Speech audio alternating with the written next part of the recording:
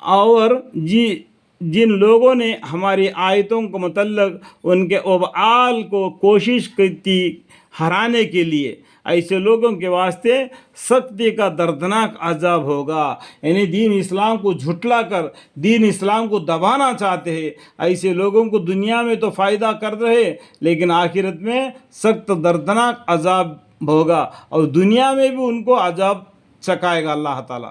اور جن لوگوں کو آسمانی کتابوں کا علم دیا گیا ہے، وہ اس قرآن کو جو کہ آپ کے رب کے طرف سے آپ کے پاس بھیجا گیا ہے، دیکھو آپ کر کے کتنے جگہ پر آیا، آپ کا معنی کون ہے؟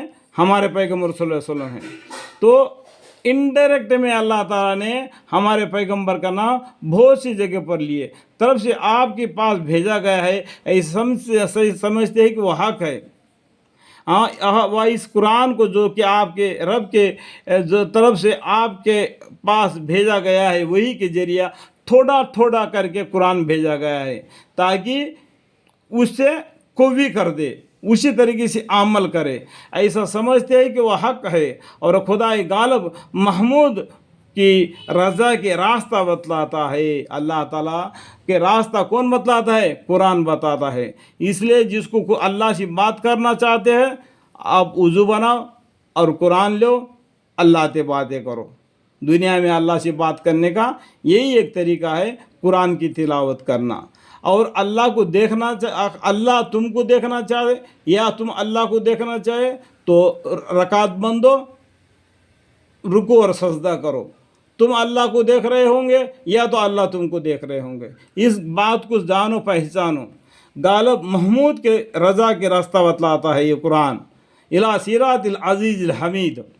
اور کافر آپس میں کہتے ہیں کہ کیا ہم تم کو ایک ایسا آدمی کا بتائے جو تم کو یہ عجیب خبر دیتا ہے۔ جو ہمارے پیغمبر کو بولتے ہیں کہ ایک ایسا آدمی ہے، ایک عجیب خبر دیتا ہے کہ جب تم بالکل ریزہ ہو جائے، یعنی مٹی میں مل گئے یا جلا کر راکھ بن گئے، تو اس کے بعد قیامت کو ضرور تم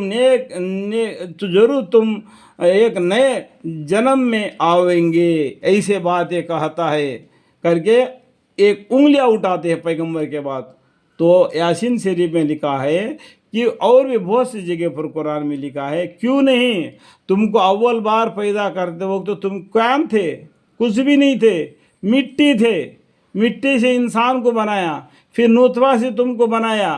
اتنا بنانے والا آدمی کل قیامت میں تم کو دوبارہ نہیں پیدا کرے گا؟ بلا وہ الخلاق العلیم، انما امرہ اذا اراد شیئا ان یقول له کن فیکن، فسبحان الذی بیدہ ملکوت کل شیء والیہ ترجعون۔ یہ ایک بولتے ہیں کہ کیا ہم نئے جنم میں آئیں گے؟ معلوم نہیں، اس شخص خدا پر قصداً جھوٹ بہتان باندھا ہے یا اس کو کسی طرح کا جنون ہے۔ اللہم اغفر۔ بلکہ جو لوگ آخرت پر یقین نہیں رکھتے وہی عذاب اور دور دراز کی گمراہی مبتلا ہے۔ یعنی ایک اللہ پر ایمان لانا، آخرت کے دن پر ایمان لانا، وہ کوئی بھی مسلمان ہو یا یہودی ہو یا نصرانی ہو یا اور کچھ بھی ہو، ایک اللہ کو عبادت کرتا ہے، قیامت کے دن پر ایمان لاتا ہے، وہ ضرور جنت میں جائے گا۔ یہ کوئی بھی مسلمان نہیں کہنا کہ مسلمان ہی جنت میں جائے گا، باقی کوئی نہیں جائے گا، ایسا بات کبھی بھی نہیں کہنا۔ اللہ نے کبھی بھی نہیں بتایا صرف مسلمانوں کے لیے جنت ہے، لیکن ایمانداروں کے لیے جنت ہے، متقی پرہیزگاروں کے لیے جنت ہے اللہ کے حکام میں۔ اور اللہ کے ایک اللہ کو مانا، ایک اللہ کی عبادت کیا، قیامت کے دن کے اوپر ایمان لایا، وہ بھی جنت میں جائے گا۔ تو کیا انہوں نے آسمان اور زمین کی طرف نظر نہیں کیا؟ یہ لوگ آسمان اور زمین کی طرف نظر نہیں کیے جو ان کے آگے بھی اور ان کے پیچھے بھی موجود ہے۔ اگر ہم چاہے تو ان کو زمین میں دھنسا دے یا ان پر آسمان کو ٹکڑے گرا دے۔